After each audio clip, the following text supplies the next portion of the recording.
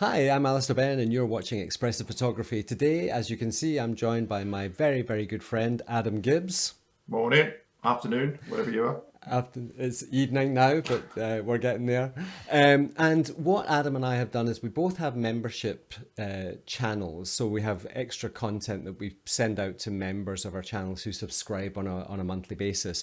And we asked some of our members to submit raw files, and we've chosen four, two from Adam's channel and two from my channel. And Adam processed them and I processed them, and we've recorded processing videos that will all appear on my members channel. So if you want to watch these processing videos, then click on the join button down below and they will be available there for eternity or thereabouts. Terms and conditions apply. So what we're going to do is we're going to dive into each of the four photographs, and Adam and I are going to discuss what we did to them quite briefly. I mean, we're going to try and keep this down to about 20 minutes in total, and just look at the differences really between what I've done and what Adam's done, and kind of the sort of psychology and the sort of emotional consequences, I guess, of the different processing types. So the first image is from Loch Claire, and this was one of my workshop participants, Jane Morrison, who took this photograph one beautiful morning. Now, I'm sure I said it was a sunset in my processing video, but it was in fact sunrise. So Adam, yours image is showing on the screen at the moment. We're showing the raw file, and then we're going to show where you've taken this and the kind of the reasons why. Well, first of all, I can't believe that you actually got a nice day in Scotland. I'm just blown away. It's funny, all of these images, I was really blown away by the quality, actually. I'm starting to get a bit of a complex because I'm looking at these images and going, man, I better step up my game because they're all really great images. The Loch Claire one, I mean, it's all about the light, isn't it? And as soon as I saw this, I knew it was a winner because you look at the exposure, and the exposure is spot on.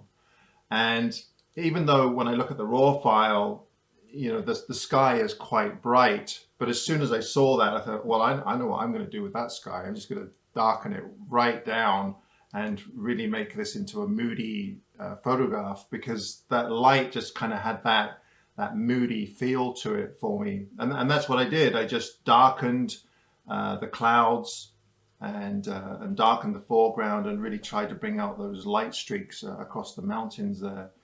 As far as the format goes, I have a real thing for 4x5, the 4x5 format. There's nothing wrong with the landscape, the 35mm format. I just prefer 4x5. That's why I cropped it that way. And I noticed you did too. And actually, It is exactly the same. our crops are almost exactly the same. I know. I thought that was really interesting. I think I found that all the stuff that was on the left hand side, those trees that we actually cropped out, I just felt they were superfluous because I mean pointy trees tend to be quite dominant. Well, it did clean it up a bit, didn't it? It really kind of cleaned it up and just made it more graphic without those trees Yeah. in there for sure. Yeah. Yeah, and I think it's really interesting that we're both gone for a very similar crop, and it's worth saying that we both did this without any reference to the other person at all, so we had no discussion about it. But yeah, I went down a moodier, even route, and I think somewhere between our two is probably because I added quite a bit of warmth to those clouds, or kind of accentuated a bit more of the warmth that was in them, Yes. and the it's very interesting how we've gone very, very similar in our compositions, and it's amazing how similar they are. It's really quite interesting. They are. I mean, really, the only difference is the different color temperature. Yeah. Yours is quite a bit more red in the sunlit areas and just above the mountains there, where mine is quite cool.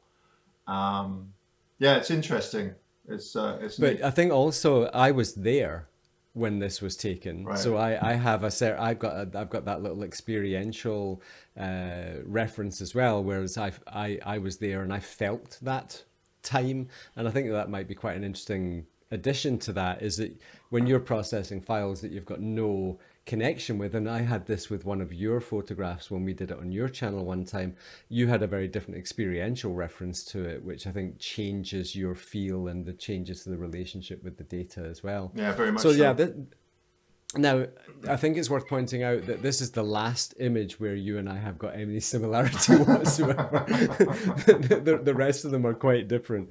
The second image is the one of the ice in the leaf and the ice, which I Yes. think is absolutely fabulous. I really loved this image. But before I mention that, I just want to explain to my channel viewers why I'm wearing a blue hat instead of my black North Face hat. This is a hat that Adam's partner Karen has knitted for me to match one of my very blue guitars. And it was when we were in China last year, and I mean, obviously I love Adam's hats and I love Karen's knitting, and it arrived a few weeks ago, and I just thought I'd have to wear it this morning. Now, the leaf and the ice is very, very interesting. Again, the raw file, the nature of raw files is that they tend to be quite flat, undersaturated, especially in flat light like this. It's a tongue twister. And again, you've gone 4x5. Yeah. And yours feels super austere. It feels really classy. Whereas I went through a very different processing method. So you explain yours first, and then we can... Well, I tend to do this with a lot of my photographs, and even the Loch Claire one to some degree. I'm very I'm not really into really dark shadows, and actually all of my images except for one where I've gone totally 180 degrees. But I tend to like my images quite open and have a have a kind of an optimistic, joyful type of mood to them. I don't know if it's because that's the way I was feeling, but most of my images tend to be like that. My shadows are always quite open. I just like my images that way. Because the raw file, I didn't actually depart that much from the raw file. I just lightened up the lights as much as I could and lighten up the shadows as well. So it almost flattens it out a little bit, but then I bring the very blacks down as far as I can so that there is contrast in there. And I do that with a lot of my photographs. I'll open up everything and then just bring the blacks, the very black blacks down as far as I can, and the whites up as far as I can, so that there is contrast, but everything's really quite wide open, if that makes sense. Yes, it does. One of the things I find really, really funny about this is that both of us have done quite a lot of cloning out of little flecks, other little leaf flecks and little white flecks and stuff, but we've left the same little bit of leaf fragment off on the left-hand side. And I thought that was really interesting, the fact that the only little leaf fragment we left was that one. Yeah, well, that is funny. Yeah, and I did actually mention that in the processing video. I'm going around cleaning up all these little white flecks. And, oh, well, we'll leave that one. And there was no particular reason. I just thought, well, we've got to leave some in there because you don't want it to look too perfect. It's nice to have a few imperfections in there. Exactly. I look on that as just the tiniest little imperfection.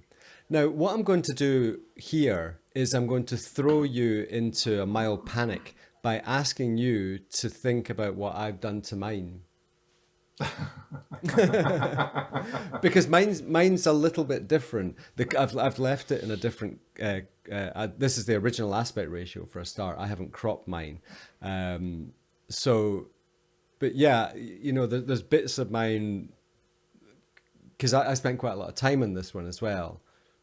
Well, I mean, the leaf and the pattern and everything is way more defined in yours than it is in mine. Like the leaf, I really love the leaf in yours because it looks like it's floating off the top of the ice. Whereas mine, it blends in with that background. Even the color, I mean, it still has that blue tone to it. Whereas yours is very defined and just full of details and textures. which I really, really like. I I think Say what you feel. Say what you feel. well, I don't dislike it. I like the way that you've done it. It's just a totally different approach. Like I said, I just for some reason I just like those shadows and everything kind of almost flat looking. Maybe it's just a phase I'm going through. I don't know. My older images were very contrasty and full of color and vibrance, and in the last few years, I've really toned things down to the point where they look quite bland. Well, even We'll edit that out. Don't worry. no, even vibrant colors I tend to tone down. Yeah. Maybe it's just I'm just kind of regressing from the old school way of thinking and just trying something a little bit different. I don't know. Right. Well, it's interesting because I think the way I look at contrast, I mean, I process this using the lab color space. Okay. And what lab allows you to do is to create contrast without shifting colors. Right. So if you add a lot of contrast with an RGB curve, you tend to create color shifts. Yes. Whereas with the lab color space, you can create contrast and the colors aren't affected because you're only dealing with luminosity. So it's a really powerful way and then obviously any color shifting you do is more managed, I guess, in terms of changing white balance locally or globally. But yeah, I thought we did. I think the key take home point from this is that processing has a massive impact on our photographs, and how we process them is very personal. And I think we have to make them the way we want them to be. And if other people resonate with that, that's great. If people prefer yours, that's great. If people prefer mine, that's also fine. But I think what we try not to do is to get too carved in stone, so that we have some concept of one is right and one is wrong. Well, that's just it. I mean, because I'm looking at yours and I'm thinking, wow, that's really nice. I mean, the vibrancy and the contrast and the texture is all in your face, whereas mine is a little bit more subtle. But the pattern's still there and all that. But it's just neither one is better. They're just totally different, though. So it's really interesting to see, actually. I always enjoy looking at your work. I mean, I've been a massive fan of your work for so many years, and I always enjoy looking at your work. And I think part of my own development, I won't say the word journey because I know you love that so much. Part of my own development has been to put me into my photography. And I think that's what you've done too. I think you're a gentle you're a very gentle man, in the truest sense of the word. So I think it's nice. Now, to move on to the next image, we might disprove how gentle you are. Because you've really gone to town on this one. I thought, because I mean, I really like the way that Joanna had processed this. I mean, it's a great. I like this photograph. I really like the way that she's processed it, and the only thing that disturbed me a little bit was that there's a gap between the trees. I think it's the third and second tree, and I found that the gap just a bit too wide. I mean, I'm just nitpicking here. All right. Between the second and third tree on the left-hand side. Yeah. I mean, but other than that, I really liked this. It almost looked really cool if there was a ghostly figure at the end of the tunnel, Right. So with that in mind, when I went for mine, I thought, you know what, I'm just going to go all out and do something totally different. And I even just ended up using one of the filters that is preloaded with Lightroom and just kind of clicked through them and thought, oh, that looks kind of cool, and went with it, I just wanted to do something different. Now that I'm looking at it, there are a few things that I might change up just a little bit on what I've done. I think the dodging is a little bit severe, especially in the top midsection there above the trees. I think I could have toned that down just a little bit. But what I really liked about this type of processing was I really wanted this dark, moody feel, and I really love that the color differences between the blue and the warm colors. You know, the receding, cool Yeah. tones and the warm tones. So I guess that's what attracted me to that filter. You know. Sorry, I just want to clarify. Receding cool tones. You mean all those cool tones at the front? Yeah, yeah. Well, the warm tones tend to come forward, right? So, but you have these cool tones in the foreground, so it's a bit of a reverse there, you know. Yes, yes. I mean, it's. But I think if we made this black and white, it would feel incredible. You know, Well, I think. That did cross my mind, and I think I mentioned it in my All right. my video there. But I was kind of flicking through the filters, and I thought, I'll give that one a go. That looks kind of cool, you know. And then I just went all out with really creating this dark, moody. I mean, it's quite a departure from the original, that's for sure. I think tonally it's fabulous. I think for me personally, the transition from the cool to warm is very abrupt. It's too abrupt. It needs to be more gradual, you know. Yeah, it's a bit abrupt for me, but I think tonally, in terms of contrast and atmosphere, it's fabulous. And I think it's clear that we've both done a similar thing in terms of emphasizing the fogginess through the tunnel, whilst adding clarity. And I mean, mine's a lot more real, whereas yours is more impressionistic. Right. And obviously I went for a pano crop to kind of emphasize a feeling of expansiveness, whereas your square crop kind of emphasizes a feeling of containment, which I think works really well. So I think that the key learners from this one are that you can do whatever the hell you want. You know, for a start, you can do whatever the hell you want, whenever you want. They're your photographs and you can do whatever you want. But the aspect ratio here has had such a massive impact. Yeah. The square crop contains. Yeah, I really like the pano crop, and I thought about that when I was doing my edit, but I figured it didn't really work with the processing that I was using. You know, it really wanted to kind of like close in and feel closed in, you know. Whereas I do like the pano though. I think it works really well, for sure. But again, you know, I think what we've demonstrated clearly is that you can take a raw file and you can really put your own twist on it, and it's valid. You know, and I think that's such an important thing. Is, I mean, you know, in the past I've done a lot of videos about compositional consequences. You know, the consequences of the things we do, and everything has a consequence, but it's not a case of right and wrong. And I think that's so important. Yeah, yeah. Right, the last image. Now this is a really interesting one because you went all out in Joanna's image, and I went all out on this one. So yours, I think you've done a really beautiful job of rationalizing the content. You've done a lot of perspective correction, and everything feels like it's very ordered now. I think you've managed to create a lot more order. Yeah, I mean, I liked. Well, like as soon as I saw it, I thought, well, this would work really well as a black and white. But Bill had already done a black and white, so I thought, well, let's do something a little bit different. The original raw file was quite dark. I think the exposure is fine, but obviously he's in the shadows and he's exposed for the highlights. Yeah, and of course the trees are just very dark. So I just wanted, again, it's very similar to the leaf image. I just wanted to open up all of those shadows and just make it feel airy and a place that you'd really want to go and visit. And that's what I've done.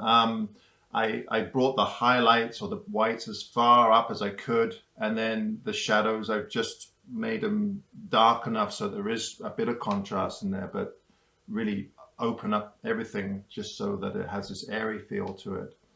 The only thing that bugged me a little bit about the composition, and I mentioned this in the processing video, were the overlapping trees. There's especially the central one. Yeah. I don't know why I have this peeve about when I'm doing woodland photography about trees overlapping one another, because even though we know when we're standing there that there's a tree behind, when you're looking at a photograph, it just kind of blends in if there's nothing to separate him. So I feel like I want to keep moving over to the left just to kind of give him more separation, you know. Right. Because this also happens to be the darkest tree as well. I don't know. It's just a weird thing that I have with. Yeah, it makes the whole thing more massive in the middle of the frame. Yeah, yeah, and it's not just that tree; it's the second one after that, and then the one near the edge as well. Yeah, there's 4 examples that I think I can see there. And then sometimes when I can't separate them, if I have a lot of trouble separating them, then I try to hide them behind the other one. The other one, so that it looks like it's one. Anyway, that was it. I mean, I quite like the photograph. Otherwise, it was just that one thing that bugged me. I struggled with it. I think for the reasons that you have articulated quite well. There was a number of things about it that I just generally struggled with, and when I struggle, I sometimes just let myself go really creative and push boundaries. Now, using negatives, it's quite a popular technique now. I know that Michael Kenna has done a lot of this. Oh yeah. Guy Tal has been doing a lot of it recently. In fact, I just bought one of Guy's prints that was an inversion. Bruce Percy does it a lot. And I've been doing it quite a lot also. And it was kind of independent that I was doing it before I realized that Bruce and Guy and Michael were doing it. So it's just a really interesting technique to take the negative. And what I've done is I've taken a luminosity mask and turned it into pixels. It's one of the things you can do with Tony Kuiper's luminosity masks. And this type of processing creates blacks from whites and whites from blacks. Yeah. So all of that airiness behind has turned into deep, deep blacks. And all the dark shadows in the foreground trees obviously turn into whites. So yeah, I mean, I appreciate it's probably not everyone's cup of tea. Now, the other thing I've done is I've flipped mine because the lean of that middle tree just drifting into the right feels just a little bit more harmonious rather than it drifting in the other direction and having that log or that fallen branch on the right foreground instead of the left foreground.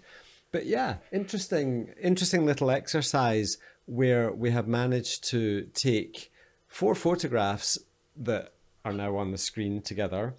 And totally ruin them. Well, I've already spoken to Jane about what I did to hers.